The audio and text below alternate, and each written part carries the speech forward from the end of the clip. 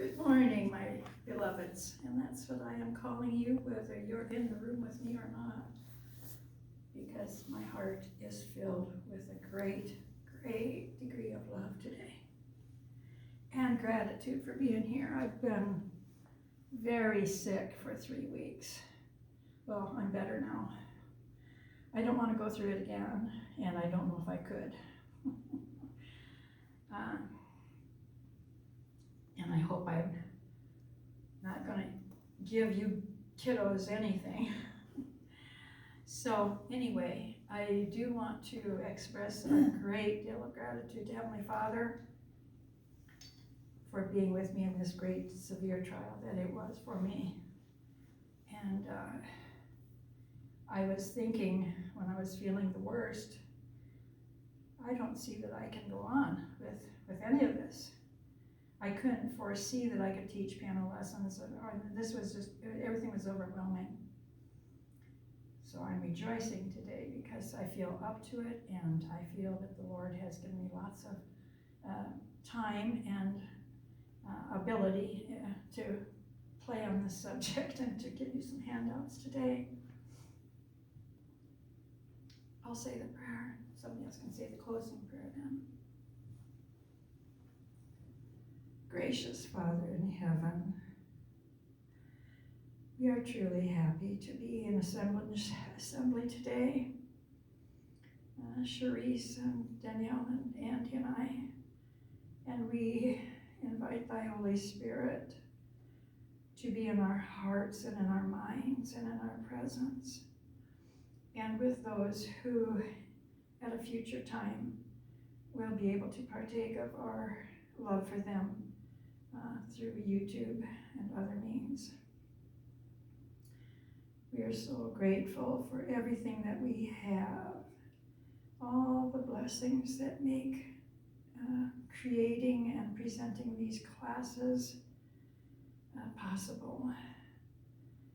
And we dedicate everything that we are and have and can share to each other in the name of Thy Son, asking for all the help that is needed as a creator, presenter, and as receivers, and as musicians, as students, that we can go forward and learn and grow. We certainly do marvel at Thine intelligence and Thy benevolence, and we acknowledge Thy hand in all things, and dedicate this time unto Thee, dear Lord, in the name of Thy beloved Son, Jesus Christ. Amen. Amen. Okay, so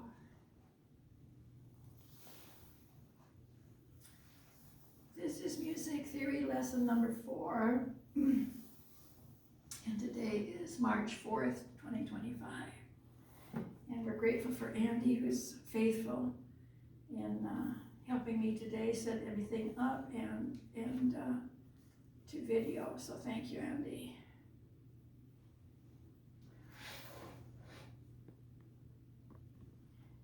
I know that you've heard of the circle of fifths.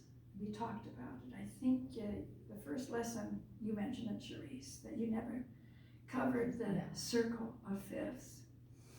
And I've never taught it.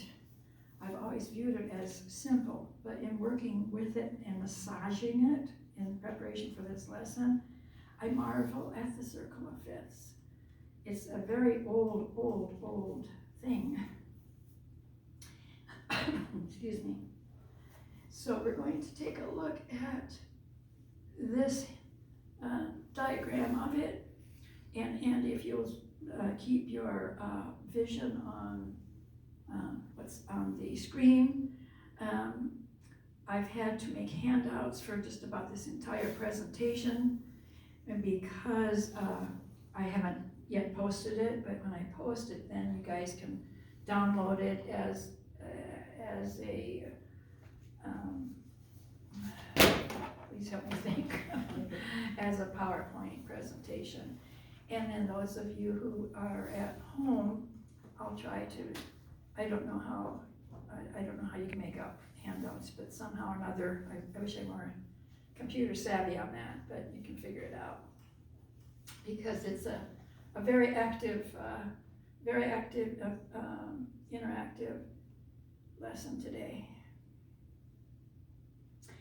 As we look at the circle of fifths, let's look at it clockwise. And as we go through this lesson, it will mean more to you, but it has the name 5 or fifths in the name. And we're going to understand more about that as we get into the waters that we're swimming in now. We're getting kind of far out off the shore, aren't we? I don't know if you get back to shore after today's lesson. Hope you brought your life jackets. So these are our major keys on the outside. And it goes from C to G, and we know enough about the musical alphabet. C, D, E, F, G. So once we land on G, and we say G as number 1, A, B, C, D, and the pattern continues. And every time you land on that 5th degree of that next scale, on the right-hand side, you add a sharp to the key signature. You see it? Are there any questions? Because you have to understand, this is the foundation. You have to understand the foundation. So if there are any questions, or if it's overload, because even I got overloaded, and I thought, no, I think this is maybe 2-3 lessons. And then so as we progress, then eventually we go from A to E. By the time we get to B or to F sharp, we're out of the ability to have any more sharps. And so then it starts with the flats. And to do that, we'll go back up to the C, and we'll go counterclockwise. And we'll go C, F, B flat, E flat, A flat, D flat, G flat. Okay, that's amazing. Yeah, That's it's an amazing that thing. it works like that. Yeah. You go from 1 sharp to 2 sharps. Yeah, that's remarkable. Yes, Sherice, and C doesn't have anything, a sharp or a flat, but then we have F that starts our flats. And Okay. we add one when we get F, G, A, B. Oh, this is the 4th. That's when we get it on the 4th. So C is the 5th of F, F, G, A, B, C. But if I go counterclockwise, I'm going to go C, D, E, F. Do you see how it becomes the circle of fourths? You don't. Oh. You can go either way. But if you go to the left, then it is 5th, right? C to F. C, D, E, F. But if I did the ABCs backwards. Yeah, if you go backwards, C, but it is the D, 4th A. degree. And we'll get into this and we'll be playing. You'll be using it because you're going to be playing a song at the end of this using this. Oh man. And so F, G, A, B, we add another flat. B, C, D, E, we add another flat, etc. You can see. Now, do you know what enharmonic means? Enharmonic means it's like a black key. This key is an enharmonic. Let's see, I shut it off here. So this would be upside down. Is just, I'm looking at it as if it's facing me. Do you want me to turn it around? No, you can do it for me. There's F, right? This is B. Oh, see, Here's F. sorry, I can't do it. My mind will not switch it around. So there is, that's This is F. So F, give me an F sharp.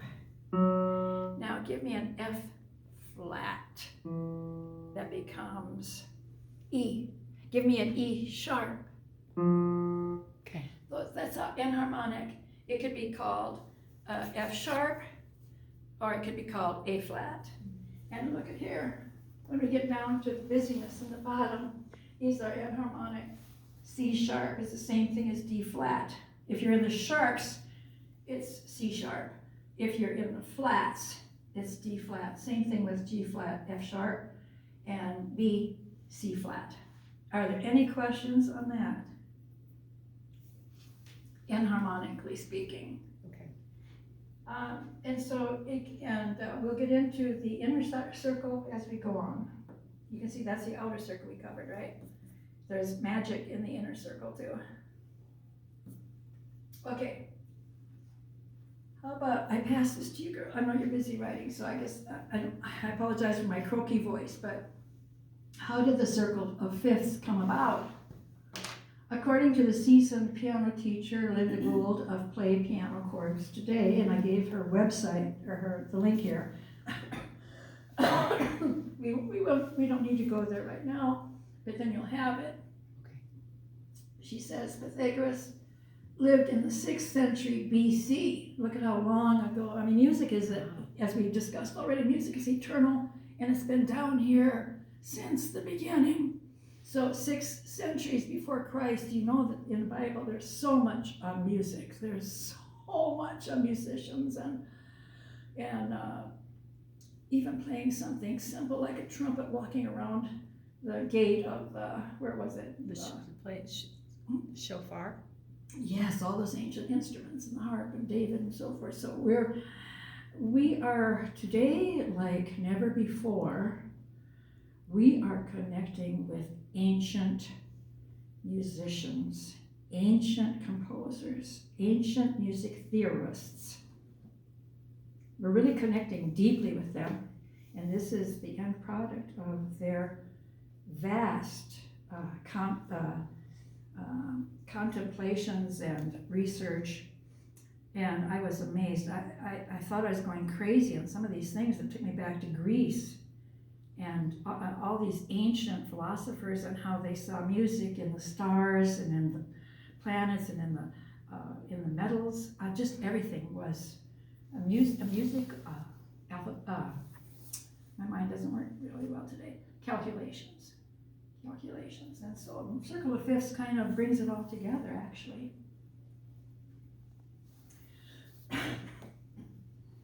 Okay, and then he lived in the 6th century BC, and he was a Greek scholar and philosopher, and he created the first circle of fifths. Well, in a way. Pythagoras discovered that by changing the length of a string, well, we have a whole category of instruments in symphonies and bands, stringed instruments. And so the string is the instrument, the simple ingredient or instrument is not really an instrument, that became an instrument and is in our instruments today. And the sound of a string is what started all of this math about what is sound, how can we organize sound, how can we make head or tails to it, and how can we give it to people so that they can create and produce and savor and hear these organized sounds. I'm just getting goosebumps because I know that Christ as the creator took chaos and turned it into everything that is governed by law. And these are the laws governing the elements that create music or sound waves and all that. And can't you just get the feeling of it? I hope the Holy Spirit's telling you, wow, we're far out on the ocean of intelligence today. Are we swimming? Yeah.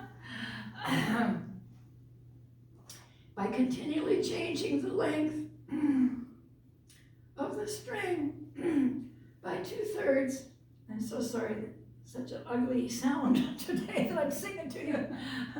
And plotting the note it produced on a circle. The first circle of fifths was born. Andy, how are you doing, dear? I don't need to be on it as much as these things, but thank you. Here's a name for you, and we hear every day in the news about Kiev, Ukraine, Russia. Well, he takes us right to Kiev.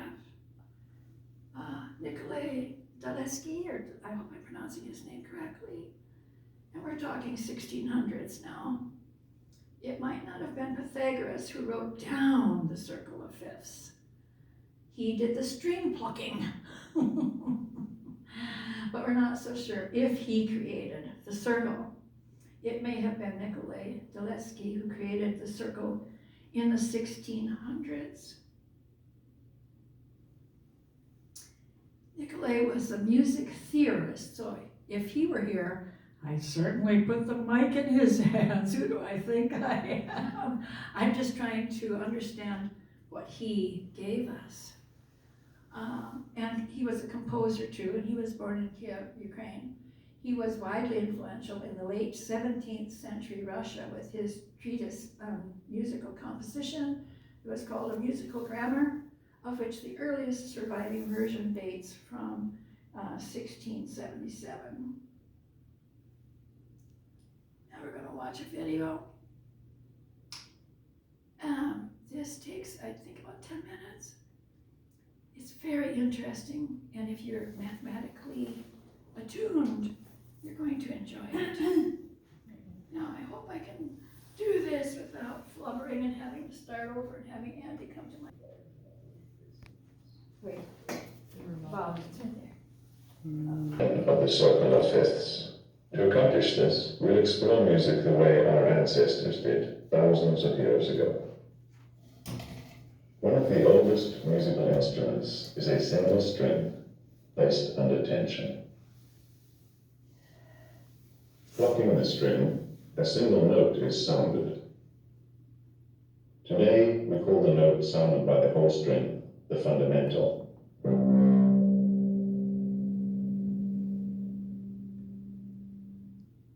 In time, our ancestors discovered that by dividing the string exactly in half, by depressing a finger here and then plucking half of the string, they always heard the higher octave of the fundamental. But what exactly is an octave? An octave is something so basic that even if you know nothing about music, you've experienced it. Why? Because when a man and a woman sing the same melody together, they naturally sing each note an octave apart.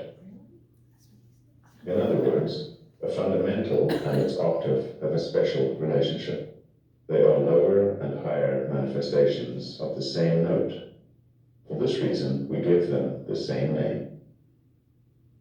For example, here is the note C.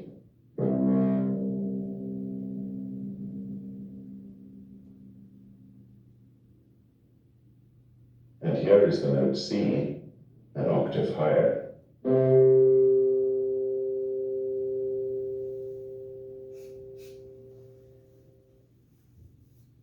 Continuing with their exploration of the string, our ancestors discovered that the octave of the octave will always be heard by plucking half of the half string.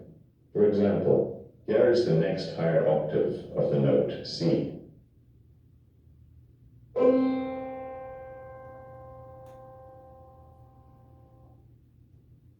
So, plucking half of the whole string, our ancestors heard the first octave of the fundamental. Plucking half of the half string, they heard the second higher octave of the fundamental. Then, by repeatedly halving the string, they heard higher and higher octaves of the fundamental. From this, they came to understand a general rule. The sound of the octave is related to the fraction 1/2. The octaves divide the string into definite sections. From the unity of the string, we have created a framework of octaves. So far, so good.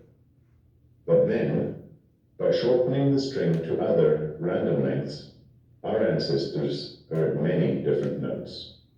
They could all agree on the octave, but how to agree on a standard group of notes to use between the octaves? What would become known as a scale. To solve this dilemma, our ancestors looked for other number patterns in music. The next simplest way to divide a string is in 3 parts. When our ancestors plucked 1/3 of the string, they heard a new note that is not an octave of the fundamental.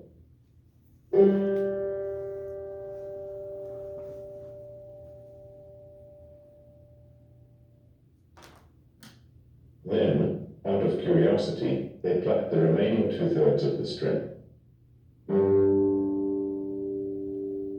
This produced the same note as 1/3 of the string, an octave lower. This makes sense because 1/3 of the string is half the length of 2/3 of the string. So these two lengths produce two notes that are an octave apart. Let's review. Plucking the whole string, we hear the fundamental. Plucking 1/2 of the string, we hear the higher octave of the fundamental. Plucking 2/3 of the string, we hear a new note. Plucking 1/3 of the string, we hear the higher octave of the new note. But how are the fundamental and this new note related? Let's listen to the two notes. Here is the fundamental.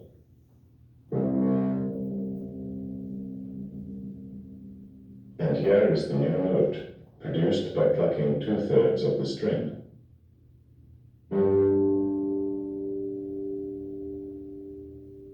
Regardless of the length of the whole string, plucking 2/3 of the string will always produce a note that sounds this same span or interval above the fundamental. Today we call this note the fifth. Here's why. Oh, fifth, not a third. If the fundamental is taken as the first note of a major scale, the note sounded by plucking 2/3 of the whole string will always be the fifth note of the same scale. For example, if the whole string sounds the note C, 2/3 of the string will sound the note G, the fifth note in the scale of C major. So calling this note the fifth is directly related to the structure of the major scale. But even cultures that didn't use the major scale recognized the importance of a note made by plucking 2/3 of the whole string. For example, over 4,000 years ago, the ancient Chinese created 12 notes to form the basis of their musical system. These notes were all related by the fraction 2/3. The ancient Greeks, from whom we inherited our musical system, also created new notes using the fraction 2/3. Here's how this was done. Both the ancient Chinese and the ancient Greeks used the same method. It began with a simple idea. What, they asked themselves, if we use the same process that we did to generate higher octaves of the fundamental, repeatedly plucking 1/2 of 1/2 of 1/2, but this time pluck 2/3 of 2/3 of 2/3. So after creating the fifth of the fundamental by plucking 2/3 of the whole string, the next note was created by plucking 2/3 of the string length of the fifth. If the whole string gives the note C and 2/3 of the string gives the note G, then the note produced by plucking 2/3 of the string length of G will be the note we call D. Because D has 2/3 of the string length of the note G, it is the fifth of G. In other words, D is the fifth note in the scale of G major.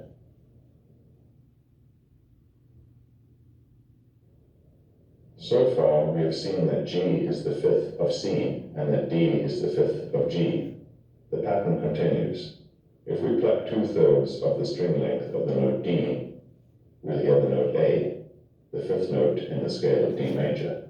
Going clockwise around the circle of fifths, every note is the fifth and has 2/3 of the string length of the note before it. When we get to the 11th fifth, something special happens. Plucking 2/3 of the string length of the 11th fifth produces the note C and brings us back to our starting point. Why? Because 2/3 times itself 12 times equals, very closely, 1/2 times itself 7 times. This means that we end up back at the note C, but 7 octaves higher. So now you know why the circle of fifths is a circle, because the 12 fifths create a repeating pattern. Now that you know the origin of the circle of fifths, you can learn where the weekday sequence originates by watching the video, The Origin of the Sequence, 415-2637, available on the Music Circle channel on YouTube, on Facebook. And we know that animals can hear things we can't hear, so it's, music is eternal and it's everywhere. So we're just capturing a small thimbleful of it for our use down here. But how powerful is it? Oh my goodness. Okay, do you want to look at that handout with the circle of fifths? Okay, my voice is coming back. It's a way of organizing these pitches, as we've been told here, as a sequence of perfect fifths. So starting on C and using the standard tuning for Western music, which is the 12 tone, you want to say that with me? 12 tone equal temperament. What do we mean by that? Is this still on? And why don't you also turn yours on? Why don't each of you demonstrate what you think it means when it says the 12 tone equal temperament that builds the structure of Western music? That would be, start with C, and go up to C sharp, and start counting. 1, 2, 3, 4, 5, 6, 7, 8, 9, 10, 11. That's cool. Okay, so now, if we start at the top, as we showed earlier on the circle of fifths diagram, this is what the circle of fifths will produce, and we get from C all the way back through all the sharps into the flats and all the way back to C. Oh, I see I have to fix that adjacent, he moved. He didn't want to be adjacent. Of course, this order places the most closely related key signatures adjacent to one another. Okay, so now let's go do some work here. Get out your charts if you need it, the formula for creating a major scale on any key. And turn your machines on, and let's go. So do you remember, is it in your heart and in your head what it is? What's the formula, Danyelle? You can read it. Whole, half, whole, half. That's right. And we'll review here a little bit. What is a half step? It has another name, which as musicians, yes, a semitone, or what else was another one? It just, tone, semitone, there was another name too, a half step. But here's another one, when we're getting into analysis of the intervals in a scale, it's a minor second. So put that in your vocabulary list. So let's review. A half step is called what? A half step, a semitone, or it could be called a minor second, as illustrated in the following slide. See the arrows? A minor second is an interval that occurs when two notes touch each other with no other note in between, example E to F. So what are the names of that interval? What's the new name, I should say? Minor second. A minor second is the same as a half step or semitone. Okay, we're going on to the next one. What is a whole step? A whole step is also called a different name. It's called a major second, as illustrated in this following slide. So let's say the new name. Major second. Major second. So we have minor second, major second. A major second is the whole step. And it's the distance between two notes that span two half steps, such as example C to D. And next week I will have my laser pointer, but you can see it. C to C sharp is a half step. C sharp to D is the second half step, so that's a whole step. Everybody on the same page now as we go through here, because we're going to start building chords or scales. Okay, so now, look at what we have, and this is very interesting. But you know what I'm going to do? I'm going to bypass it because it's almost 11 o'clock. We will, if we have time, we'll come back. But shutting it down and restoring it, everything is taking too long.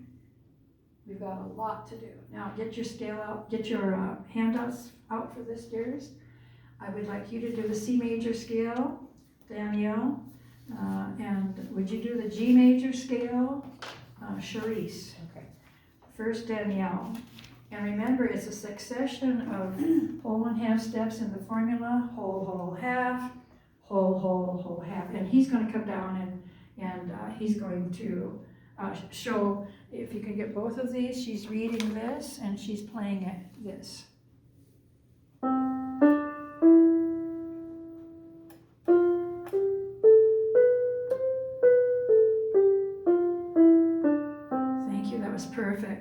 And we don't worry about fingering, you can use one finger on these at this point. If we're going to be doing pianist, you know, we will get into the fingering because there are a lot of different fingering patterns. Okay, then Now, you're gonna do G, and so, let's get her sheet music, I'll hold that. Can you give me that? And she's going to build using the formula. So the whole, half, whole, okay. Yes, and you don't have to come back down if you don't want to, Okay, because we have a lot to cover. If you can say whole, half. oh, okay. Whole, half, whole, half. Perfect, that's the G major scale, using that formula. Take your next sheets, please. Danielle, you're next. What is the fifth of G? Where will we end up if we say G is number 1? G, and then A, B, C, D. We're going to add a sharp. She had 1 sharp, it was F sharp in the key of G. You're going to have 2 sharps. Oh. Okay, go ahead and video her. Using the scale, can you say whole, half, whole, half as you're doing that? Hold on. Okay, so you're starting with D. D. We need a whole Oh, step. because it's C and F. Okay, C and F. Okay. Okay. Whole. Wait, don't say whole when you start. That's the starting key. Oh. So we need a whole from the D. Okay. Whole. No, just sorry. hit the key and then whole. Whole. Half. Whole. Half. Perfect. Okay. You get A. A major. Because D, E, F, G, A, the fifth Oh. is A. We're going to add. Now we're Okay, throwing very another sharp into the key signature. Okay. Whole, half, whole, half. Perfect. You girls have it. You have it. We're getting to go into the deep, deep waters of sharps. No, I didn't say sharks. Sharps. I love that. Okay. So now our handsome So TV guy is going to go back over to Danielle. Danielle, after A, what would be the fifth degree of the A major scale? E. Yes. So what are we going to do at now? How many sharps will be in our key signature? 4. That's right. Okay.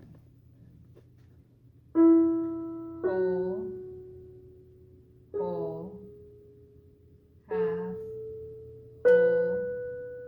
Whole. Half. Perfect. nice. So now, are you understanding the circle of fifths now a little bit better? This is awesome. Okay. And then the fifth from E. Yeah, so say it out loud. E, E will F, be G, B. A, Oh, sorry. B. Throw another sharp at it. Okay. And So so we're gonna go whole, half, whole, half. it sounds so beautiful. It's so major. It's so majorly right. Yeah. Okay, so we're getting into real deep waters here. Actually, I'm behind on my screen here. We've done the C, the G, the D, the A, now the E and B. So where are we? Are we on the E now? F sharp. We came from B. Oh, I'm so sorry, am I out B. of order here? We came from B. Oh, we did So the E and the B. Yeah, so. Sorry, I'm behind here. Okay, so as we can see here, we're getting a lot of sharps. A lot of chickens got loose, didn't they? Yes. Scratch, scratch. So we're going to do the F sharp major scale, and that's your treat to us, Danielle. Here comes the videographer. He's going to get your fingers and your methodology. Okay.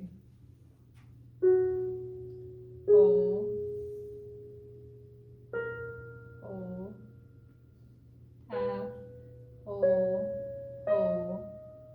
Oops. Oh, it's That's right. whole half. Excellent. So you know that you're going to end up on the same key or same note, an octave higher. Question. Yeah.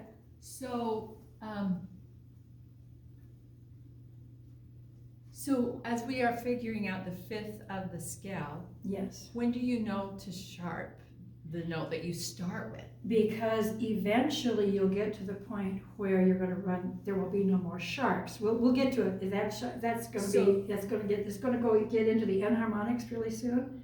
And so we're gonna be into the flats. And we'll start, as we're going clockwise around, we're gonna have a lot of flats, and it's gonna go down to the F, which has one, and then back to the C. That's why if we call it the circle of fourths, we start with at the top and go 4 degrees from C, C, D, E, F. So that's what I'm saying, if you go counterclockwise, you're in the circle of fourths. So you have to associate the number of sharps. You need to have that That's like nearly memorized. that's the breeder or the father or the mother of the key signature. Right, but like to remember that when it's an F sharp major scale, it's gonna have 6 sharps. It's kind of hard to remember that. That's why I just avoid the sharps. When I see a hymn that I'm supposed to play and it's got 3 sharps, that's okay. 4 sharps, it's getting a little bit too much chicken for me. Well, and then, so we came from the B major scale, Yes. and the 5th degree of that scale is F. But in my head, I wouldn't have known to start with F sharp. With a sharp. That's Yeah. why you play it. So, but like, so my next one will be C, F, G, A, B,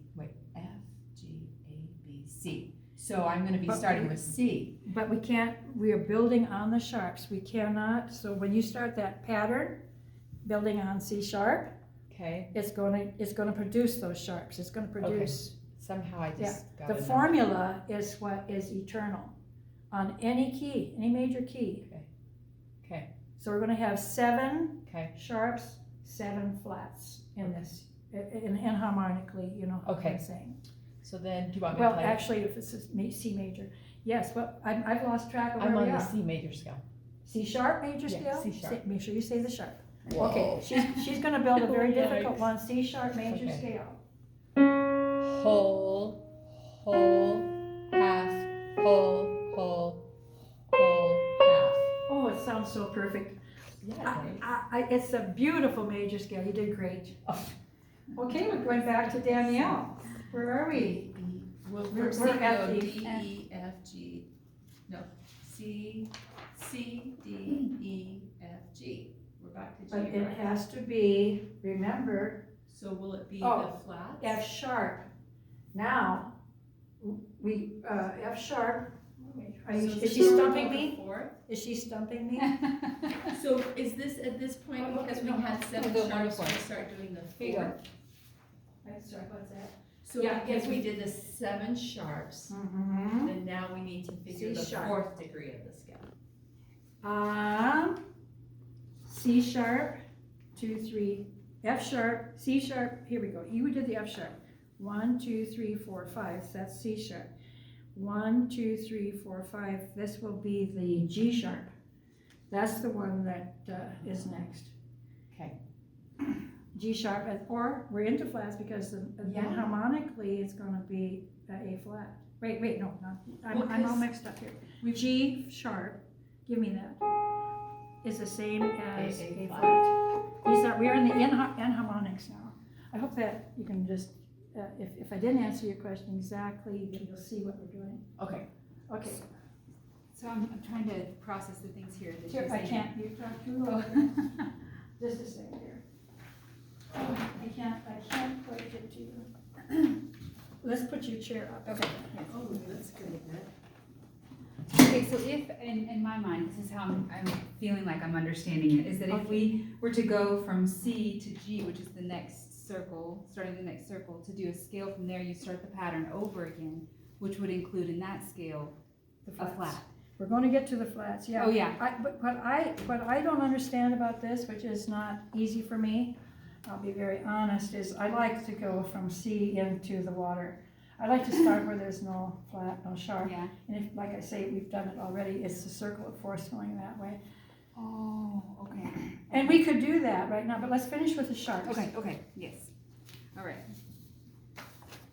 Okay, so I we're think with now we're on Danielle. I think we're on C sharp. The majors now. Wait, no, we got another one, don't we? I think we just. She did did that the one. C sharp, right? I did the C And I sharp. played this one, and then she. Are played we this done? one. Yeah, I think so. And now this is the Okay, majors.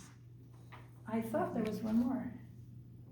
Well, You did the C sharp. Because that had 7 sharps. Yeah, so- okay, C sharp. I was gonna make a comment on that, yes. Okay. So yours is on, so give me a C. You try to do this backwards as you're coming up to the keyboard. Right. Here's a C, the easiest scale there is, because it has 0 flats, 0 sharps, but you go 1/2 step up, the hardest. You don't get any more sharps or flats than starting on that note. So the simple to the very hardest is a 1/2 step away. Okay. So now let's go, just for our clarity, let's start at C again, and we're going to start entertaining the flats. Okay, so starting at C or? We'll go back, we don't have to play C, because we've already played it. C has no sharps, no flats. But what about the first flat? We're going on fourths now, because we're going on the second side of the circle. Okay. C, D, E, F. And F, we start adding our flats. So that's 1 flat, B flat. Okay, go ahead, Andy. So hit F. Now, whole step. Whole, half, whole, half. Yep, and is this B flat from, so different from standing Yeah. on this angle. So that's our first flat. So now, F, G, not F, F4, F, G, A, B. So now what are we gonna throw at into the staves? Because it's got to have, it's got 2 flats. Every time we make a movement, we have to add another flat or sharp, depending on where we are in the sequence. Okay.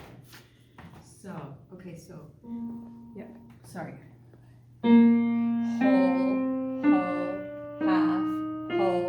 Whole, half. Beautiful, that's So B that's flat B. major scale. Now it's Danielle's turn again. So we've done these 2. Now, you can show it up here if you want to, dear. We're going to be playing E flat and A flat. And as you see here, we're throwing the flats into the key signature. This is how key signatures come to be. So we're going to do the E flat major scale, and in this we're going to have an E flat, an A flat, and a B flat.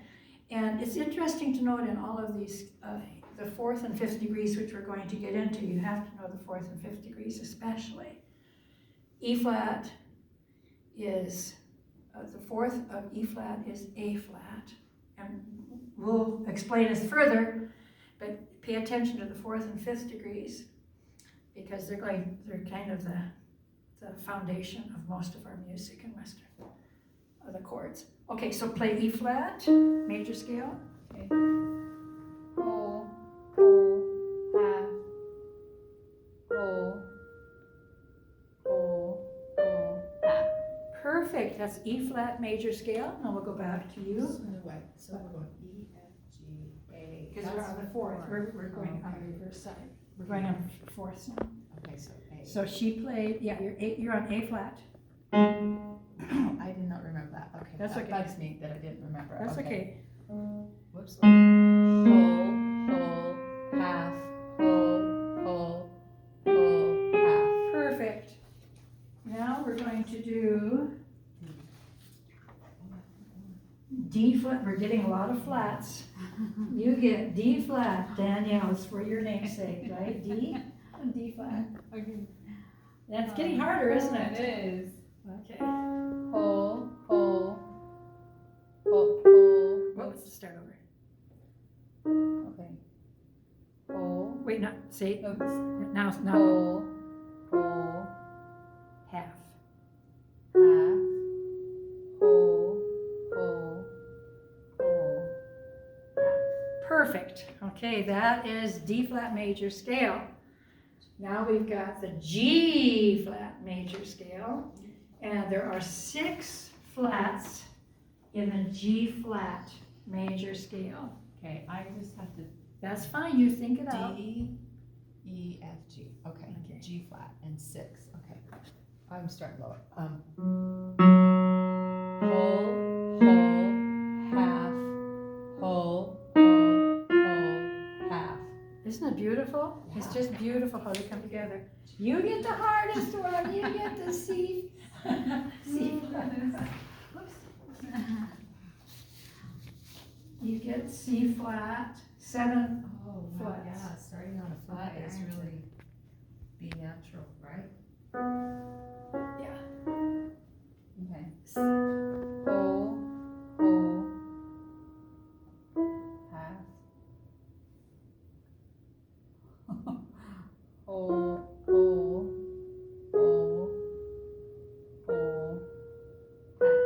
Can you hear it when you're off or when you're on? Oh, yeah, definitely. That is that's called ear training. A lot of people probably can't. Oh. So that's a blessing. Okay, it's nice when we can hear our errors or our perfections. You girls, are you getting tired? And are Nope. are you getting tired? Okay, we'll keep on going. Now, I think we covered this pretty well with what we did. Circle of fourths, and the fifth diagram may also be called circle of fourths when you go around the opposite way. Is there any question on that? Well, I wanted to know, this probably, I don't need to know, but I just am curious, do I need to know? So when I finished the C sharp, remember that? This one right here? Yes. If I wanted to keep going clockwise rather than starting back at the top, Okay.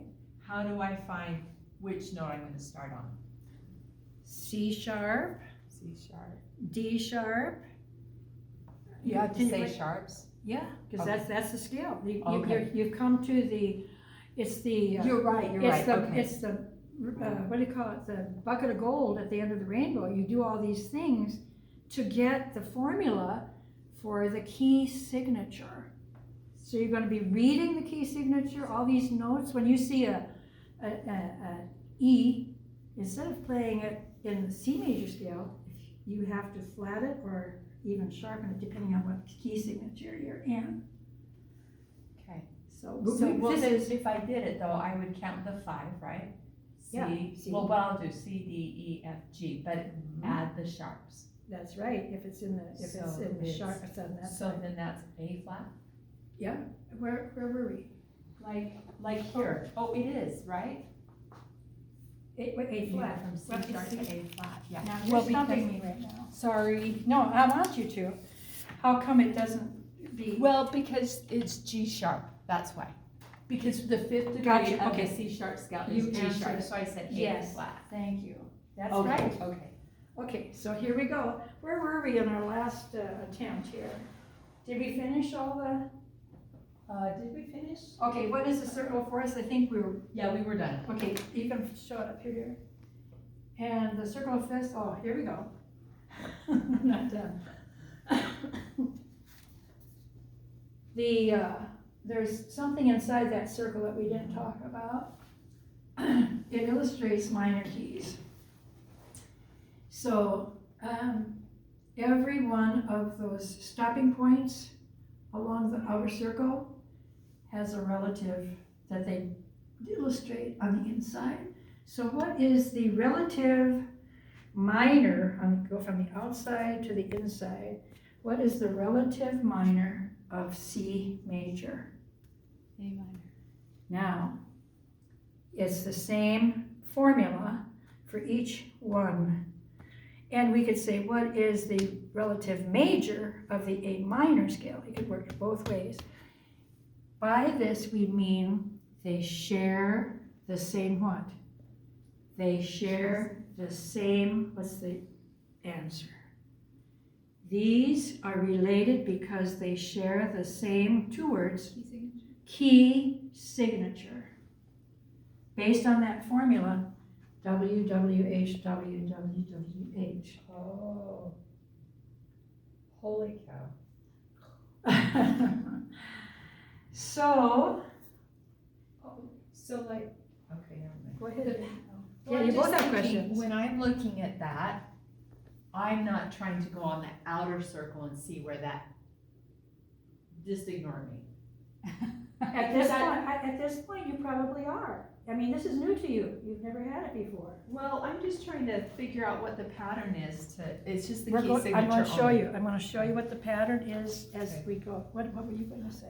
Just that the pattern changes when you switch to minor, which is the whole. The pattern doesn't change, the key signature stays the same, but for to build a minor scale, Scale, yes, and we okay. covered that in I think Yeah. lesson 2. Okay. We're not gonna build minor scales today because actually, Danielle, there are 3 types of minor scales. Oh, wow. There's the natural minor, the harmonic minor, and the melodic, and that's a lesson in and of itself. Okay. So what we're just going to say is, how do we know how we get to the relative? How do we know how we Yes. get to the one that shares the same key signature? Right? And this is, I think it's coming up here. Okay, what are the relative minor keys? So for those people who will get this eventually at their computers or phones, C on the C major is related to A minor. Let's go around the scale. You do the sharps, you do the flats. Go ahead. Let's say it in this pattern. The G major scale is related to the E. minor scale. Next. The D major, no, do you want me Yes, to the do D major scale. The D major scale is related to the B minor scale. Oops, I'm sorry. Oops, yep. And the A major scale is related to the F sharp scale. Sharp minor scale. Sharp minor scale. We have to include major, Okay. minor. Cheryl? The E major scale is related to the C sharp minor scale. The B major scale is related to the G sharp minor scale. The F sharp major scale is related to the D sharp minor scale. And the D flat major scale is related to the E flat minor scale. What did you say, the first thing that you The said? G flat The G flat is is related related to to the the E E flat minor. Mm-hmm. And we could say F sharp to D sharp. Oh. F sharp. We're in the harmonics now, so, but, just as these black keys serve two purposes, depending on which direction and the pitch that you go. Same thing with here, when we display them. Look at the key signatures. The G flat has the 6 flats, but if we call it enharmonically the F sharp, that has the 6 sharps.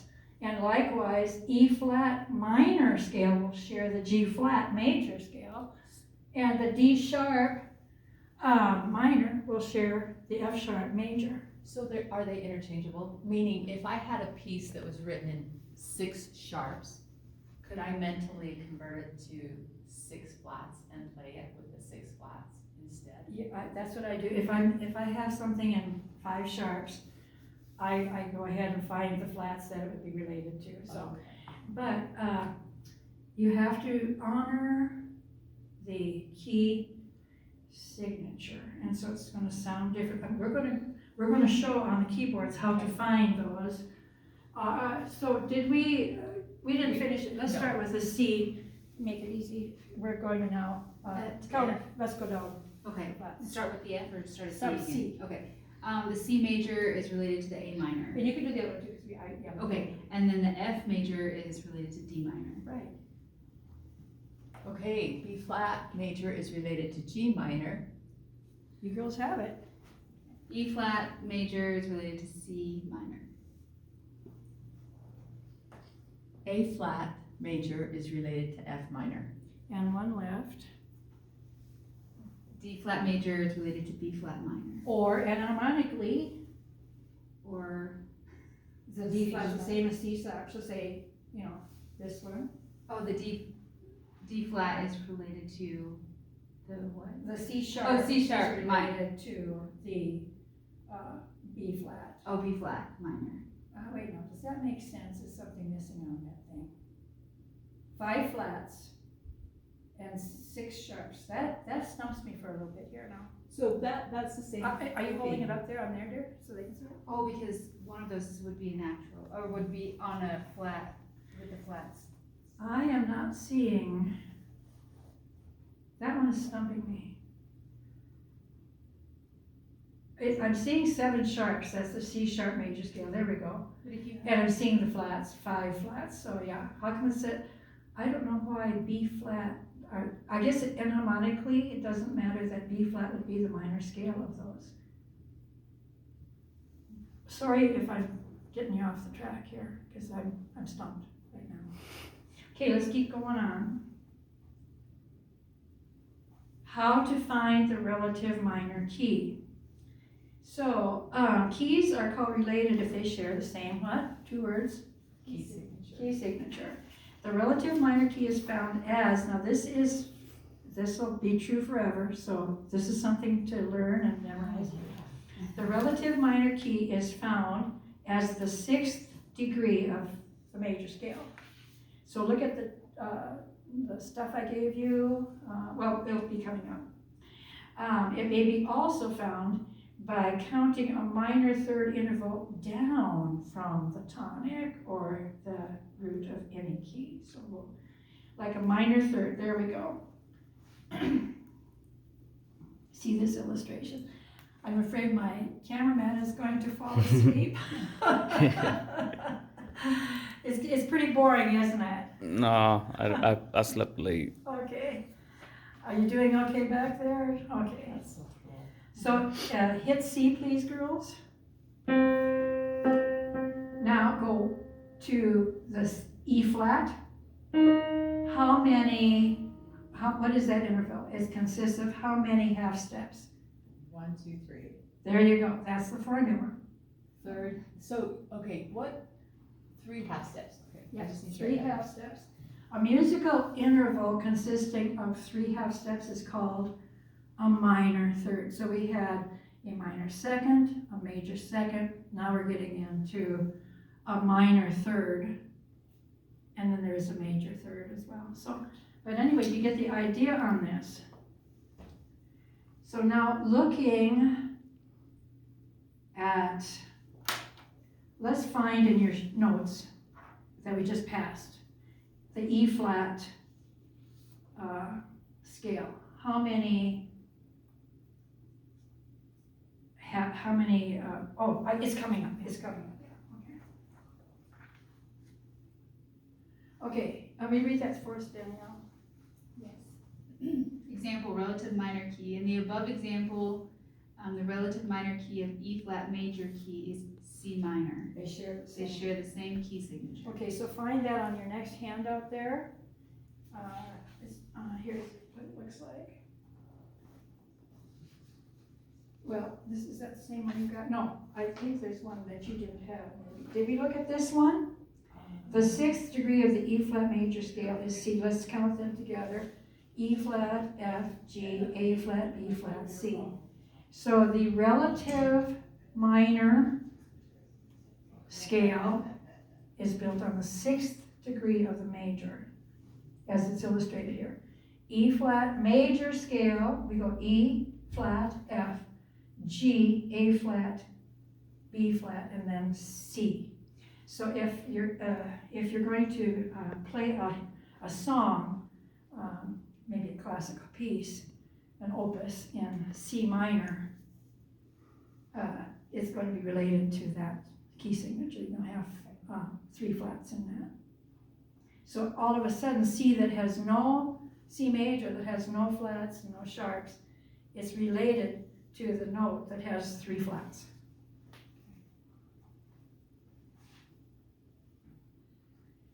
So now we have both of them illustrated here.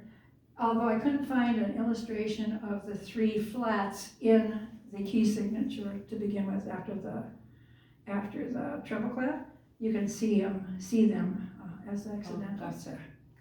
So see the difference between the two? E flat major scale, and there's the C minor scale. C minor, it sounds minor. Okay, now you have some sheets like this. Oh, I did, okay, wait, I think there's something missing that I wanted to share.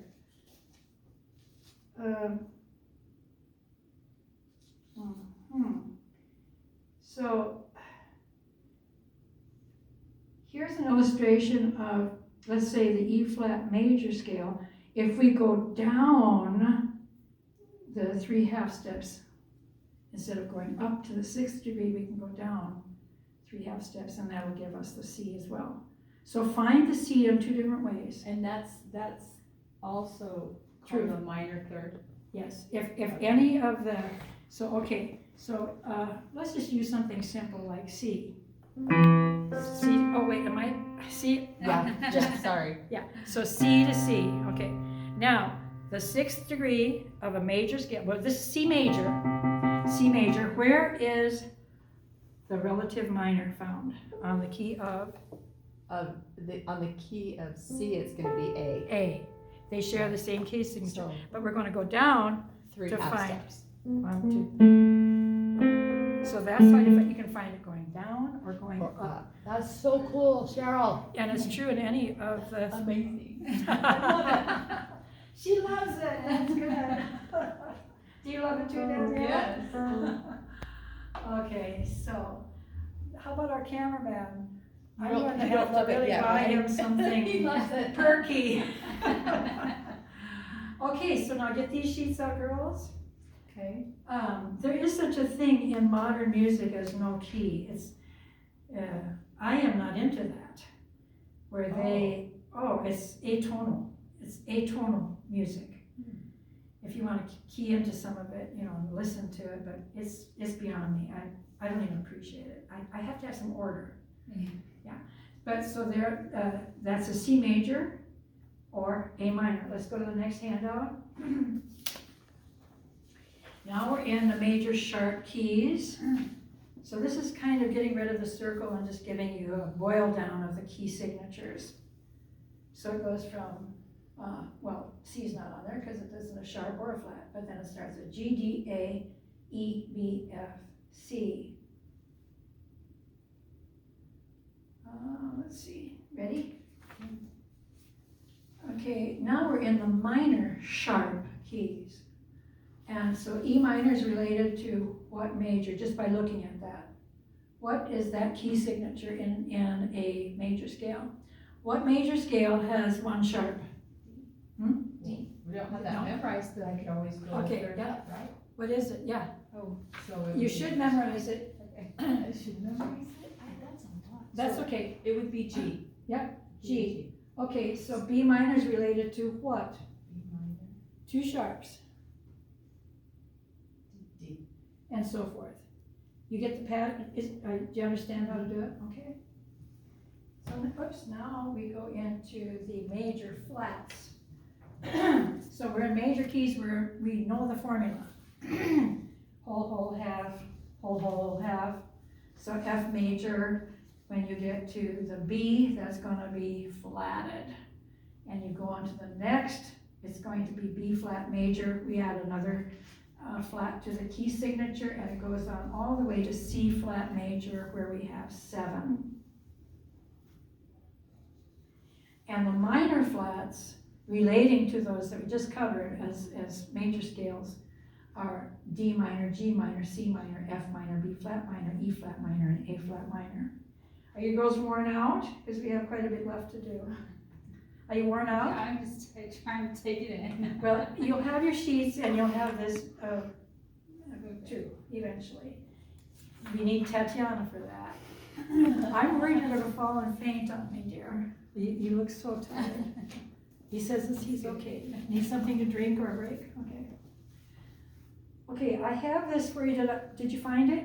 Okay. I wanted to spend a little time on this because now that we have just drilled and broken our brain on all of this, here comes this gal named Linda Gould. She didn't like it. She wanted to revise it a little bit. So you can take this to a printer, unless you have at your own house a Xerox machine, and put some heavy duty cardstock in there. I didn't have that. And you will have 2 circles. She says a little bit on this too. This is so awesome. So she says, I have a gift for you.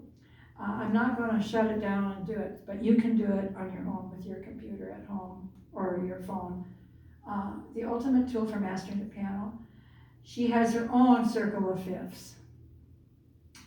And so with that, you get the major and minor, and you get 2 circles, and this will spin. Can I show the, do you see the pluses on there? They're slit holes. So after you print this out on cardstock and cut out the 2 circles, you'll cut a slit in the middle, and then you'll put one of those little prongs that, piece of copper or brass or whatever they split them on the back side to hold them together, and then you can twirl them around. And so she says that she did it this way. She put the C, F, B flat, E flat, A flat, D flat, and then she went, F sharp, G flat, and then she went B, E, A, D, G, C. She likes it much better going that way. And she said that, It's kind of inverse, isn't it? she said music moves from 5 to 1, and we'll get into that too. And this circle shows that as a clockwise movement. So there you go on that one. So it would be interesting to me if you would do that for an assignment. Do that next week and bring them back. Now it's time to have fun.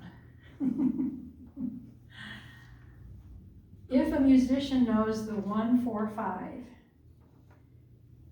the 1st, the 4th, and the 5th degrees of any major key, and if he or she knows the scales built upon those degrees, the whole world of music opens up for having lots of fun playing songs.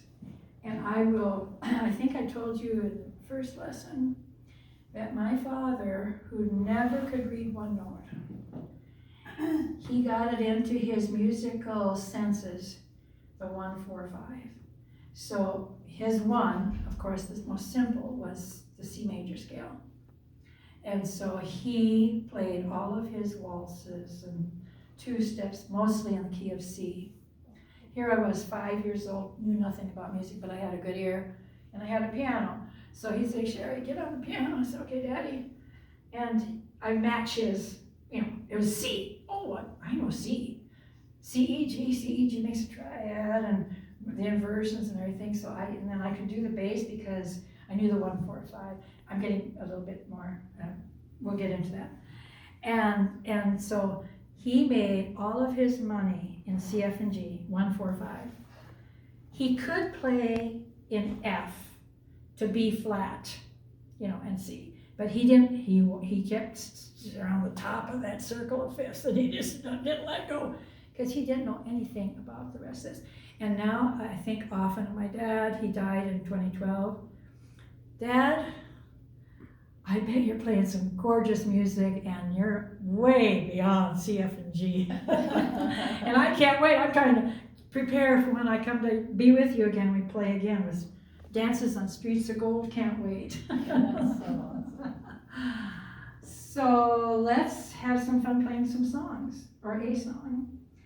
Now, in the key of C, what is the 4th degree of the C major scale? So we say C, 1, that's 1, 2, 3, 4.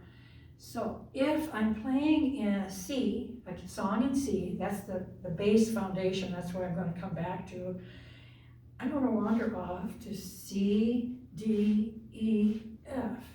I'm going to play an F a little bit because that's where, my waltz back to C. Let's go to G. 1, 2, 3, 4, 5, there. So, and G and F are close to each other, so it could be this way on the keyboard or that way, depending on what pitch and what octave you want.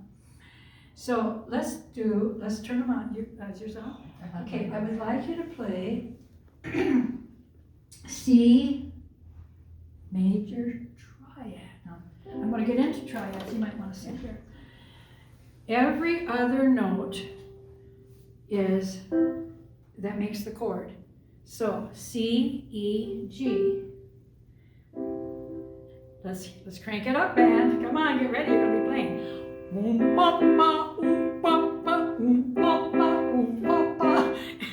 In remembrance of my dad, we have to have a waltz. Now we're going to put our thumb on F. Let's try F. Go every other one. F, A, C. Now let's go 1 down to G, to the 5th. Yeah.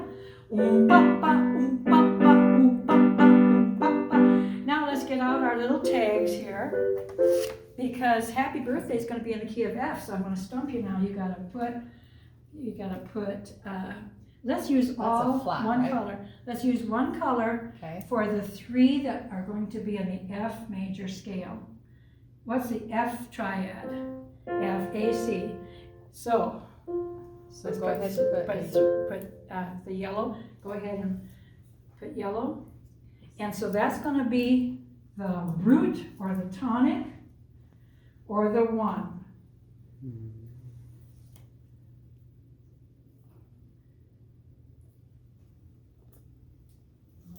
Are you, the F major has a flat, right?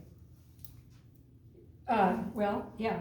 C, it's upside down like I that. think it's B Yeah. flat. C, E, G. Yes. Yeah, but it, in the scale it does, but the triad it doesn't. F, A, C. Yes, the fourth degree, but we're doing the 1, 3, 5. Okay. We're doing the 1, 3, 5 of all of these. I've got to go over those just a minute. Okay, so now, actually I'm getting into Roman numerals, but I'm going to bypass that. It's too much. I have a lot for next week. Yes. Okay, so now we do the 1, C, E, G. Did you got it marked? Wait, F, that's E, in the C. key. C, F. Okay, here we go. Here's the triads. It says, let's build a triad on the F major scale. We must know our triads or chords. So the 1 built on the tonic or root is F, right? Yes. So we need F, A, C. Got it? Okay, now the fourth degree will be, now what you're saying, if we want to go into the fourth degree on a major scale, that is going to give us a B flat. Now mark those a different color. Okay. I smell potatoes, don't you? Oh, all of a sudden I do. Oh, my smeller's not working. I don't smell it. Yeah, same here. You smell it? Okay, And if you have your pens or pencils, I don't care if you mark on those. I would like you to mark what scale they belong to. All the yellows will be F, F, A, C, but if you wanted to do it, wait, no, we'll do it the 1, 4, 5. So the F in this key is going to be the 1. That's going to be the 1. So put 1, 1, 1. on all of these. 1, 1, 1. And you can write on there F if you want, F-A-C. But it's still the triad for the tonic of that major scale. And the next color is going to be the fourth degree, is going to be B flat, D, F. So mark that as your 4. 4, 4, 4. Do you understand? Is it making sense? Yeah. And now we're going to do the fifth degree, which is the C, E, G. Get a different color out.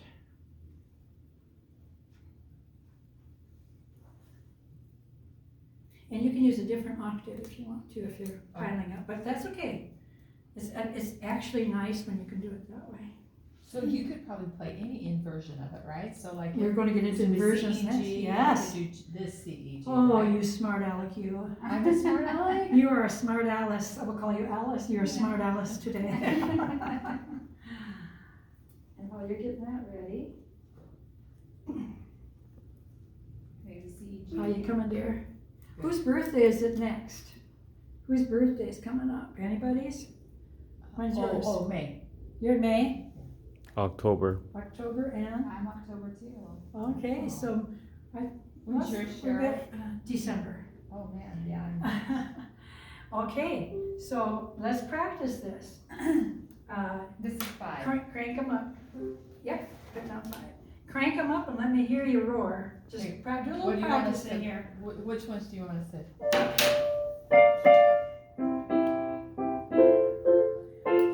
Love it. Let's crank them up. You're as loud as you can get.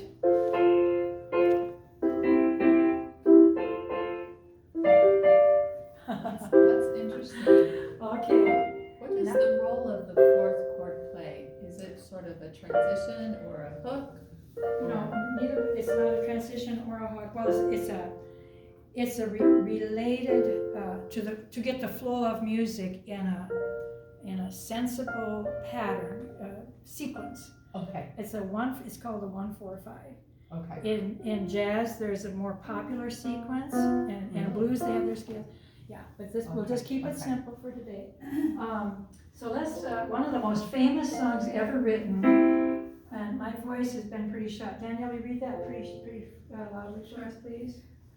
In 1998, Guinness World Records named Happy Birthday to You the most recognized song in English. The song's melody comes from Good Morning to All, which is traditionally attributed to American sisters Patty and Mildred Hill in Louisville, Kentucky in 1893. The lyrics have been translated into at least 18 languages. Okay, next. You can continue to read. That's her. Mildred J. Hill wrote the melody. And her sister. Hattie Smith Hill wrote the lyrics. Okay. Okay, what do we give it to Okay. you? Happy Birthday to You is the most frequently sung song in the world. It has been the backdrop to birthday celebrations for nearly a century. Only a century, okay. The tune is one of the most instantly recognizable melodies in many places throughout the world. I gotta go turn it.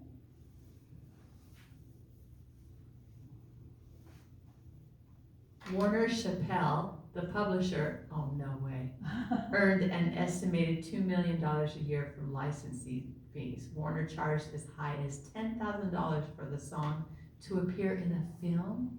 Oh, he gouged people. That's why when you become a musician, I've been on the stage many decades. And I never did a Dodge the music union. I shouldn't have, but every song you play, you should have pay a royalty for it. Yeah. Wow. That's why, are you gonna become musicians now? Because you could get a royalty, but mine haven't been coming in very fast.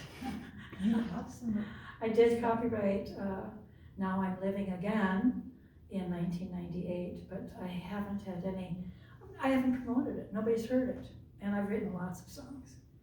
They have commercial value, romantic value, value for weddings, funerals, I've done political, I've been on charity drives, and all kinds of stuff. And I usually write an original song for an occasion. I'm an occasional writer. So if a family member dies, if I have time, it's usually 3 days, from the grieving and everything and hearing that they're dead to being at their funeral performing. But I have a degree in English, so the lyrics and the principles that govern the English language are familiar to me. And then I have a degree in music, so I put the two together and it works.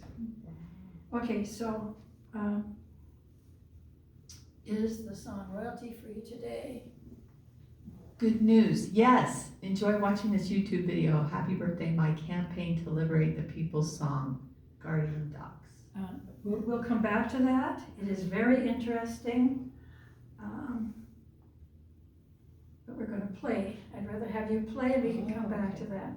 So I'm going to go to the piano and I'm going to play the melody and I want you to follow the formula. So what is the fifth degree of the C major chord? F, G, A, B, C. C is the fifth degree of F. This is in F major. The girls wrote it in F major. Okay.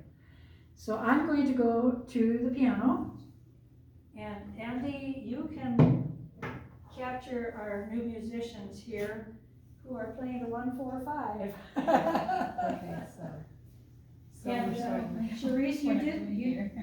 you did mention inversions, and it would sound prettier if we could do some inversions. Let me just play it first.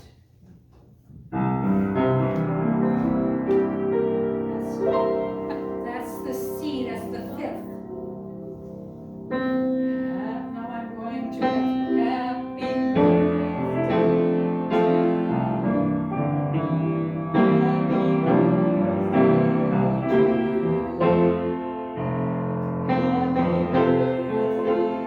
birthday to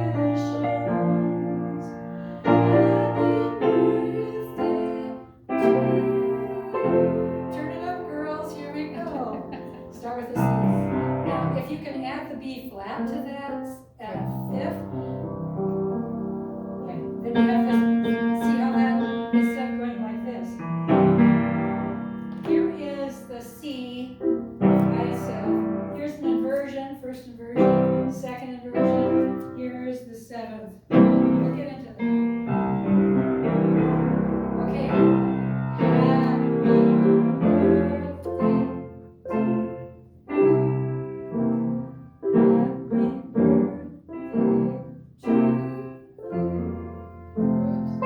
Happy birthday, dear musicians. B flat. Did I make a mistake on there? No, No, I know. Happy birthday to you. I don't like my. Isn't that fun? girls? Yes, it's so cool. So it's the 1, 4, 5, and I know I won't get any flack on performing this in public because it's royalty free. I just changed my inversion. Can we do it one more time or is there not? I love how you're doing inversions, and you know what? Let's go back to one of the slides since we're into that. Do you know what we mean by inversion? Well, you just mix up the order of which Yes, notes you play do. first. Is the melody in that, that's just the accompanying chords?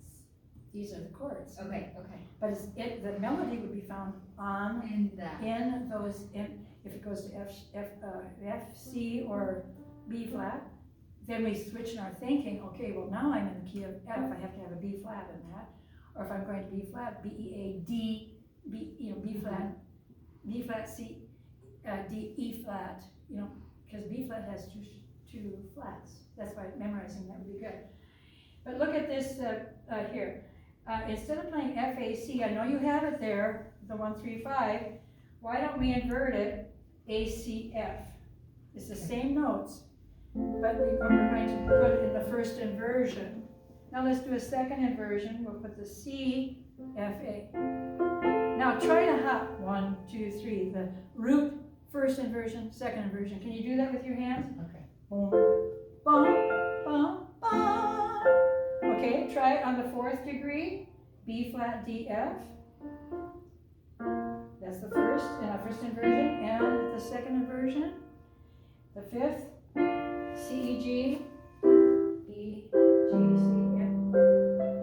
Okay, now, what I'd like you to do, girls, is let's put a little bass to this, and a little bit of rhythm, okay? Okay, so, let's go back to the FAC. Go down to the FAC. Now, I'd like you to hit an F as the root, because that is the tonic. Go ahead, yeah, make it loud. An octave, oh! So now that will be, it's a waltz. Happy birthday to, now change it to Does the, it go to 4 or does to it go the 4th degree, or wait, no, that was the, It goes to the first one, doesn't it? because I put that in a different key here. I'm not sure where it is. Okay, so you're starting out there. Do a happy, that's the 5th, C, E, G, or an inversion. Too bad, I suppose those markings. Okay, do a little bit of chords. Try, ooh, pa, pa. Oh, Do you know what I'm saying? The 5 chord. Hit Did I do the wrong? Or is it supposed to be G? no, well, it depends on where you're looking at the, let's just do the C. Okay, hit an octave like she's doing, make it low. Hit an octave. Oh, from the C? Yeah, Oh. your left hand will do it, no, your left hand will do the octave, give it a nice, oh, you don't have it very, yeah, we can put on here. Okay, now, so this will be the pa, pa, pa, pa, pa, pa, keep going, till you get familiar with it. Come on, girls. Now, this won't change, but this will go to the inversion, so make the inversion, E, it's upside down. There you go. Now, second inversion. Now, third inversion. Oh, girls, you are ready for the stage. You're so fun. You're so Now, the 4th degree, or wait, B flat. Now we're on F here, which is, excuse me. Let's do the F major scale, which is our tonic actually. F. No, you're in B flat. Oh, F. F. So what would be the, there you go. Okay, boom, ba, ba. And now change the inversion as you go on. Practice it. Again, switch. There we go. Oh, you girls are really getting it. Sounds great. Okay, now go to the, we've done the C, F, F. Now do B flat, which is the 4th degree of that scale. And do the inversions on that too. Want to invert it? Oh, girls, you're geniuses. I love it. Now I'm going to go play it one more time. Okay. I would like to, on the 5th degree, which is the C, right? I'd like you to play C in the bass, Okay. like you're doing. And now I would like you to do the first inversion Okay. of that, but add a B flat. So instead of going like, this is C, C in the root. Now, this is the second inversion, right? Oh, I'm doing. Play the second inversion, but add the B flat. So it's C, E, G for the first, the root. Second, and first inversion, I don't want to mix you up, but on that second inversion, we're playing 4 notes instead of 3. We're going to add the B flat to that. Do it a few times.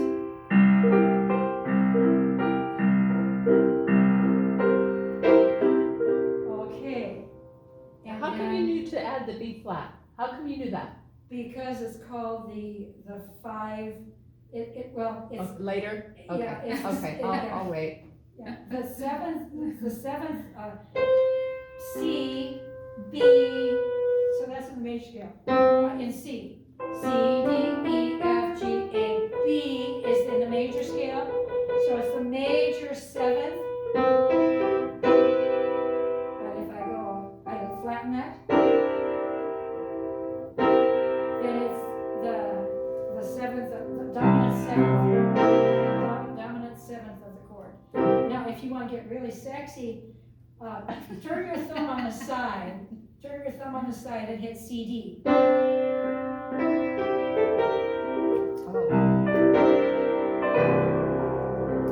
So that is the, can you do it? No. D, E, C, D. Now add E with your index finger. So your thumb covers 2. Your index finger or pointer covers C. The 3rd finger covers G, and the 4th finger is B flat. We'll get into this when we color. We're going to do a lot of coloring with music. But let me just play this for you. Okay, liberace.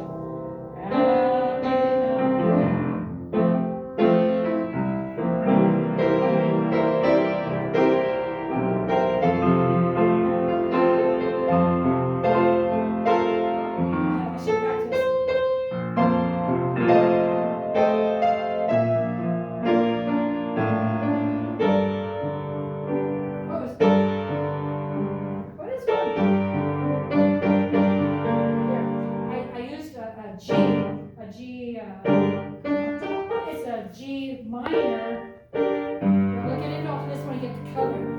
Okay.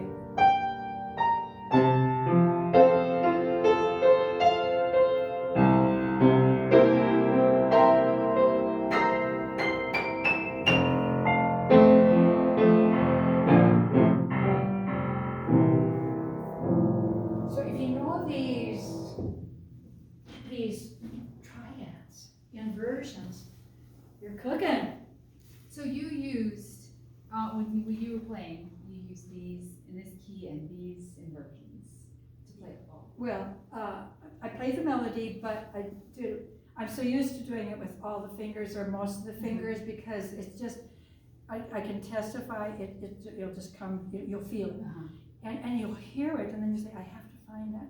That's why I'm into music theory, because all these years when my dad was alive, I respected him without ever saying a word. I always made him feel like, oh, that's such a good accordion play. Oh, I love it, I love it. But I was, Dad, I know you can probably hear me, but you know, inside I was very frustrated. I couldn't stand 145. I just couldn't stand 145. I had to have more color, and I didn't get it until I went to college because I knew I didn't know. Now I'm knowing, and I'm wanting to know more. And so if this class can continue on, we're going to do a lot of beautiful, unheard of, jazzy, sexy chords that's just going to be ear candy. Yes. Because A lot even more just faith add in even the than I B am. flat to that, we were excited. Oh, I like it. It's like I said before. Let me get this picture down. Our ears are sick of being starved. Oh, I can't do it. It's Oh, yeah. But our eyes are always seeing in color. Our eyes are spoiled, aren't they? Yeah. They're brats. If we have to watch an old movie in black and white, we're quick to murmur. Don't you have color? Don't you have 4D? Don't you have 8K? 4K, 8K. You know, don't you have a bigger screen? Because our eyes are so rotten and spoiled. But our ears are starved. But music theory is candy to the ears. That's why if you don't like classical music, it's because you've starved your ears and you don't know what you're missing. Or jazz or blues. You love jazz and blues.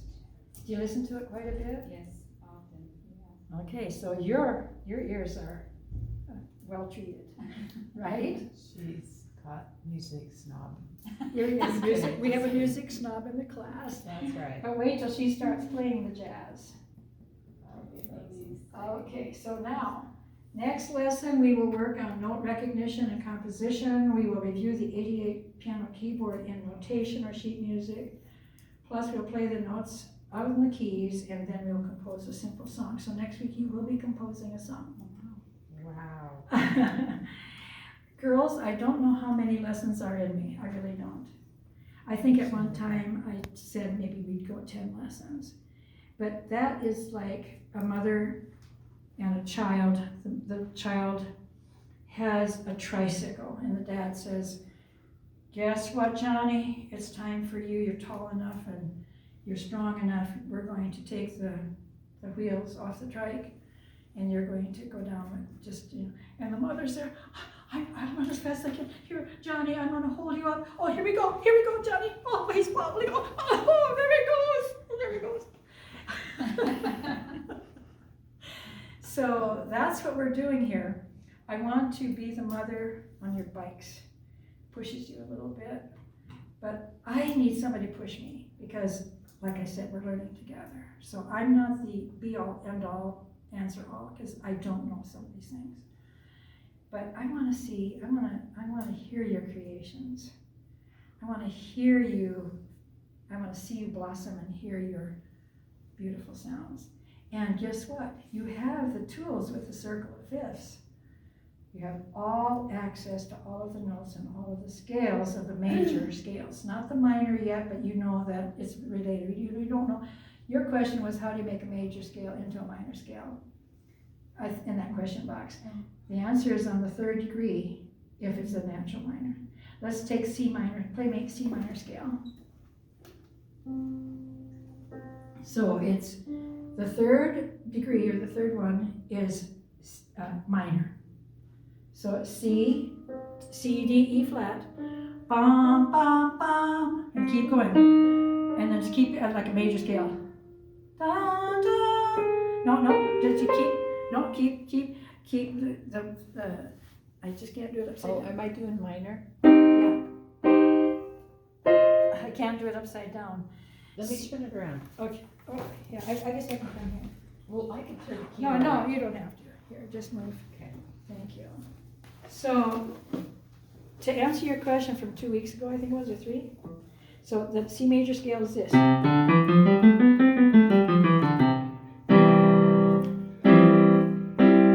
then we're back to it.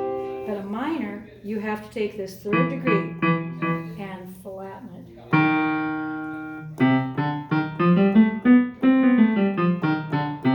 And then the other. Or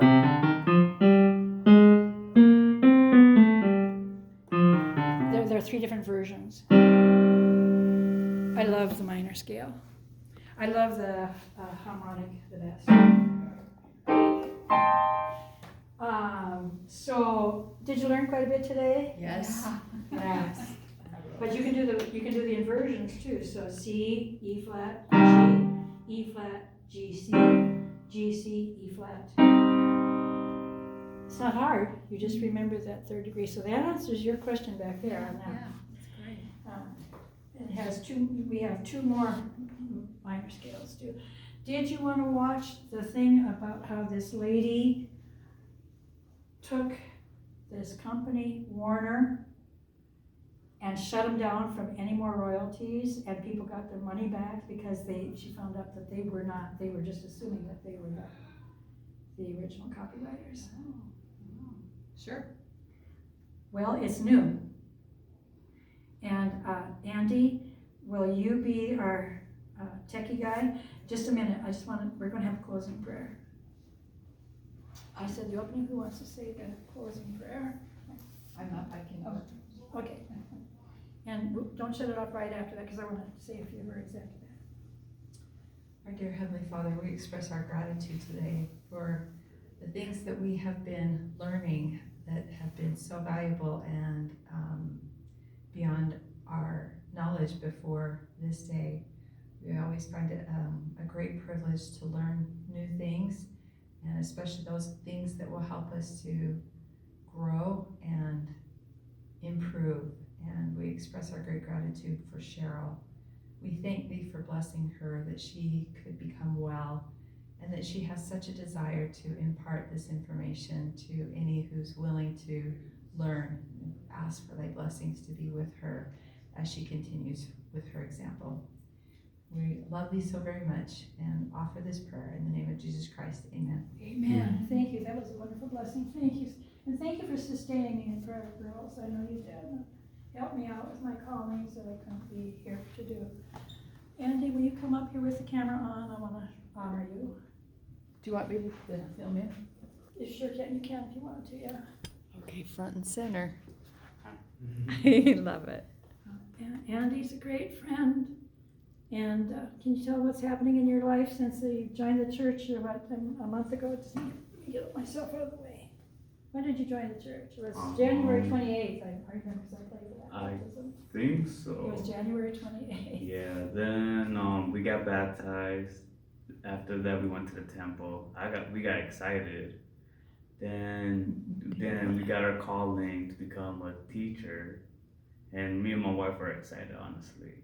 And now we're waiting for what's God's plan. I'm not gonna lie. That's awesome. What do you teach? Is it gospel principles? Yeah, gospel principle. Or what's the one that is? Yeah, it is. That's what it's gospel called? principle. Who's in that class? Is it investigators Right now, yeah, and the missionaries? Yeah. There, and a couple. priesthood holders. Yeah. Nice. That's so I great. paid really close attention to this couple's blessings when they were set apart. I could barely hear it because the microphone wasn't on too well. But I thought when you got done, when you and Tatiana were blessed to receive the Holy Ghost, and then you had a blessing associated with that, I almost got goosebumps because I thought, these guys are some of the most special children on this earth. And I can't wait to see Tatiana. She has a great Relief Society blessing, a call in her calling for Relief Society, and you guys teaching, and you're just going so fast, I gotta hang on to your coattails. Hey, Andy, come down. I need your video. So I just want to say to everybody who watches on YouTube, thank you for putting up with everything. We are not professionals. And we are now, instead of swimming in the ocean, I'm in the forest knocking down trees trying to see where I'm going. but I'm so determined, and I see the Lord's light leading, and I'm so grateful. I'm excited to see you girls really flourishing in these tenets and these principles of music theory. And so now we're going to ask Andy to shut that off, but we're going to also ask him to come up here, and we're going to watch a very interesting video on how this one lady took on the establishment and made it so that we never have to pay a royalty fee to say happy birthday again in the world. Thank you. God bless you all. We want to show this video because it is very interesting indeed. So happy birthday to anybody out there. You're all going to have birthdays one of these times. So happy birthday to you from this wonderful lady. You'll see her. Okay, here we go. Happy birthday to you. Happy birthday to you. Happy birthday, dear anyone. Happy birthday to you. Now you have to pay me some money for that. What?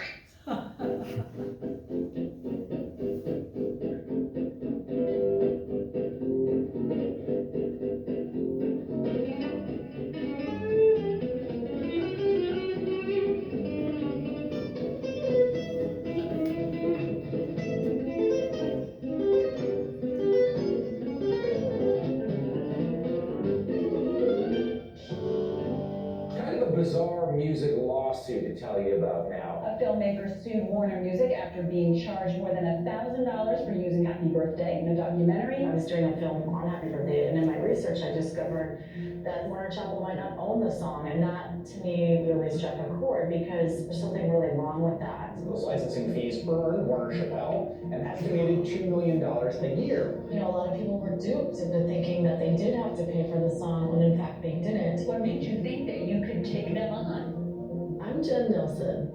Getting involved with a lawsuit wasn't exactly the plan. How I got involved is a matter of circumstance. Why I got involved is a matter of conscience. This is the Happy Birthday story. I live in New York and work as a freelance filmmaker. A few years ago, I was working on an MTV show, My Super Sweet 16, about over-the-top birthday parties. Sweet 16.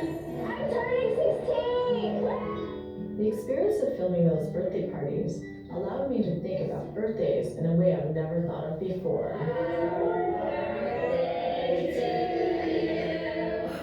Birthdays are a big deal, and yet what do we really know about the song and how it came to symbolize these celebrations?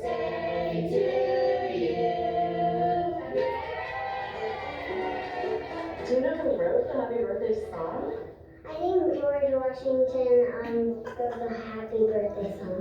I think probably like Abraham Lincoln. You think Abraham Lincoln wrote the Happy Birthday song? Yeah. The first person to experience birthday. Yeah.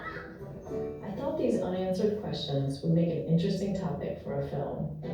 So I flew to Louisville, Kentucky, home of the Hill Sisters, who played an important role in the creation of the song. Born and raised in Anchorage, Kentucky, Patty and Mildred Hill became educators during the kindergarten movement, a philosophy focused on early childhood development through active play and song. As part of the daily lessons, the Hills would compose songs to be practiced with the children in the morning class. In 1893, they wrote Good Morning to All, which they copyrighted and published in a book, Song Stories for the Kindergarten. This song became so popular that the Hills often changed its lyrics to match the occasion. According to lore, the Hill Sisters were summering with friends at the Esta Cabin on Kenwood Hill, outside Louisville, Kentucky. One local legend recounts that one day during a birthday party, the Hill Sisters spontaneously sang the Happy Birthday song for the first time. Welcome to the Esta Cabin at the Little House. And this was the original room in the cabin. So this is the room where they were This is the room where the party took place, where Happy Birthday was signed to Lisette Hast. From a cabin in the woods, Happy Birthday became a star. The advancement of radio and TV technology helped the song gain popularity and prominence in our culture and become commercially viable. By the 30s, it was making the rounds as the first singing telegram, starring on Broadway in Irving Berlin's As Thousands Cheer, and in talkies like Bosco's Party.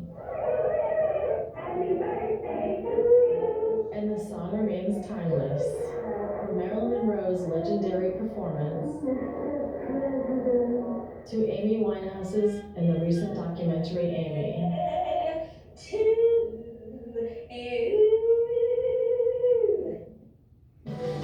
I'm Mike Honey, and I'm going to be animated. Passed away without ever copyrighting Happy Birthday. But they did copyright Good Morning to All in 1893. And then 40 years later, Sony Company, the Hills publisher, seized the opportunity to profit on the popular song.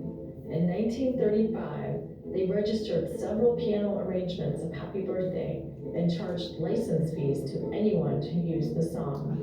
In 1988, Sony Company was bought by Warner Chappell, and Warner continued to charge license fees and made up to $2 million a year on Happy Birthday. Sorry about that, folks.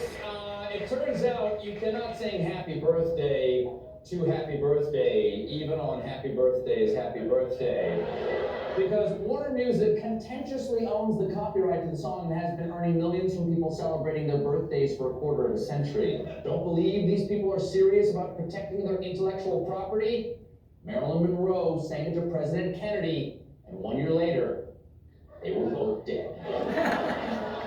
To avoid paying a license fee for Happy Birthday, producers would use an alternate song. Happy birthday, dear friend. We sing to you. Happy birthday, happy birthday, happy birthday to you. Even restaurants were forced to use alternate Happy Birthday songs.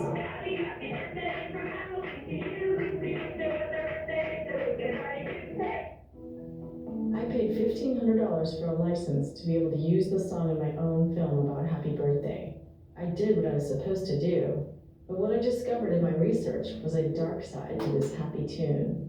Robert Brauneis, a law professor at George Washington University, had written an article challenging Warner's copyright claim. It did seem odd that you had to pay to use the Happy Birthday song, so Brauneis' article captured my interest and I asked if he could meet me.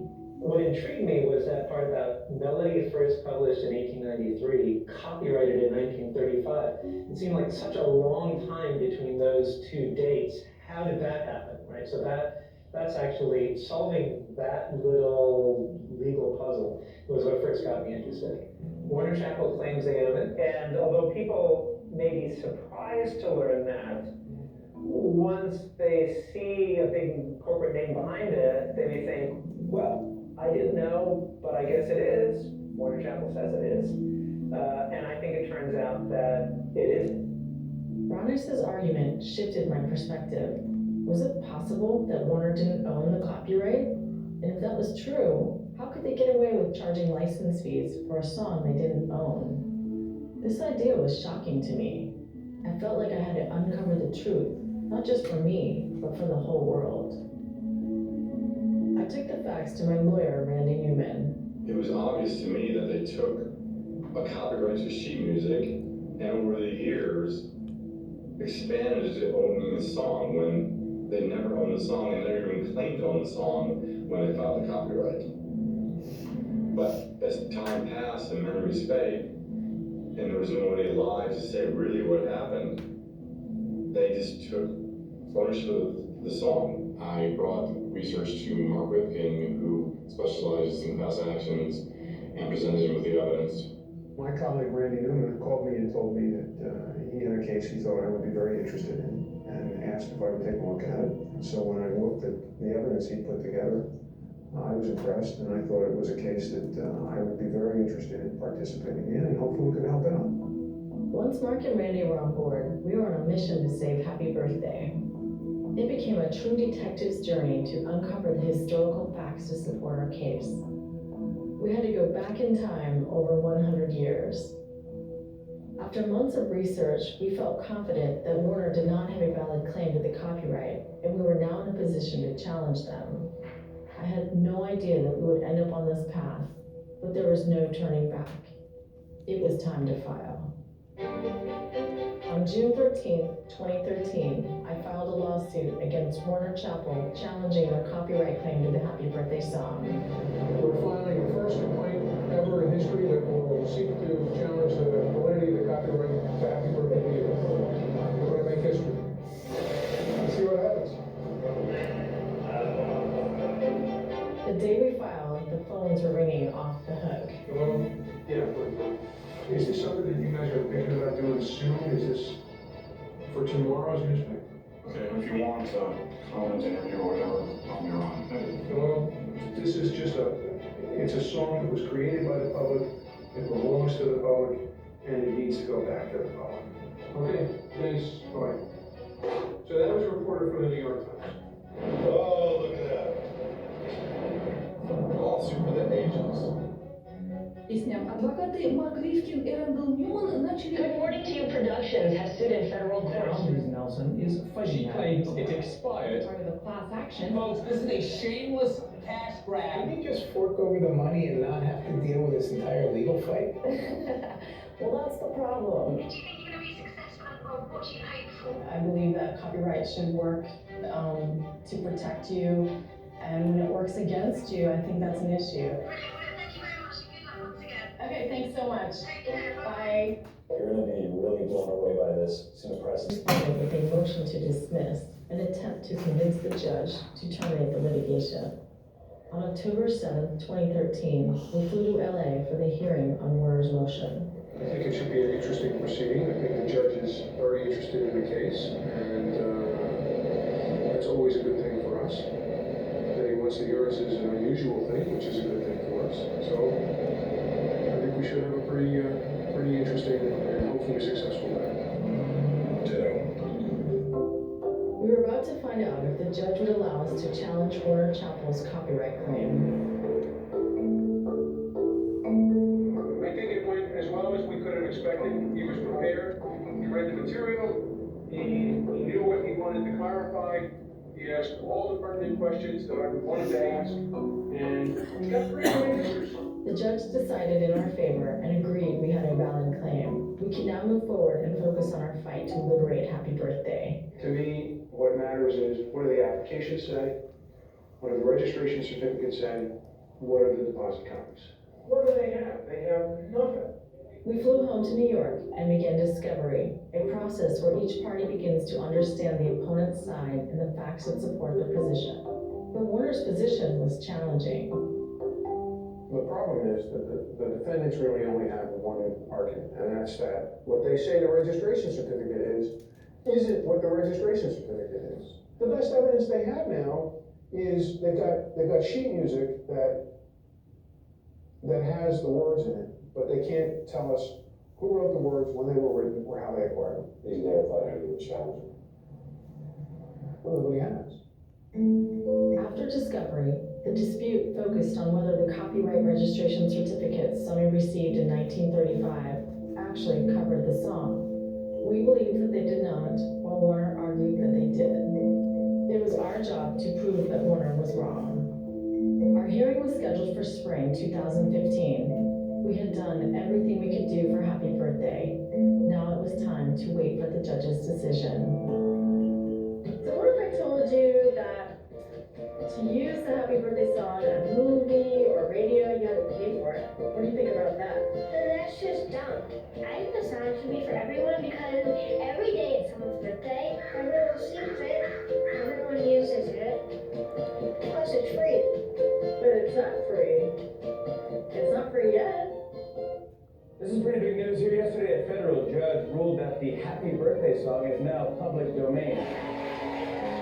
Now everyone and anyone can sing the actual Happy Birthday to You for free. I was at the gym and I finally checked my phone and it was blowing up. I mean, Mark and Randy has called me like 7 times. So I called Mark and I was like, what's going on? He's like, wait, what? Where have you been? I've been trying to call you for hours. Make here, everybody. Let's sing happy birthday. Happy birthday to you. Your reaction is really. Oh, it's amazing. I mean, I'm thrilled and excited, and it's very gratifying to know that the song can now be used by anybody around the world. It's satisfying to think that one person can challenge a big company and actually win. Happy Birthday can now return to the people where it always belonged. We celebrated our victory appropriately with some Kentucky bourbon and some cake. So say, just 14 million to settle the claims.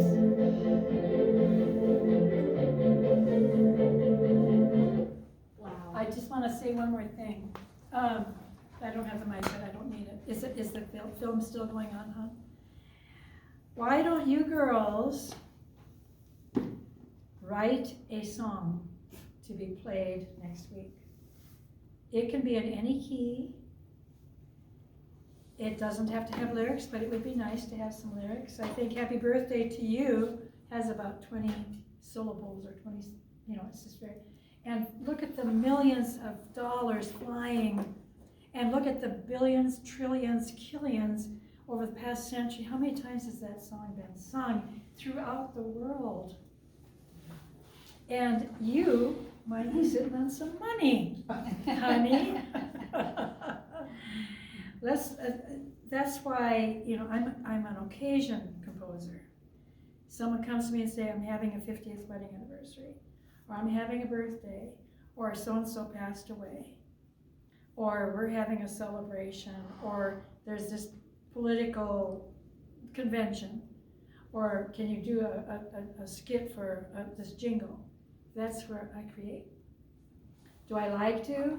It's too stressful. I have maybe about 30 that I've created, but now I'm trying to do, have you ever heard of Sibelius?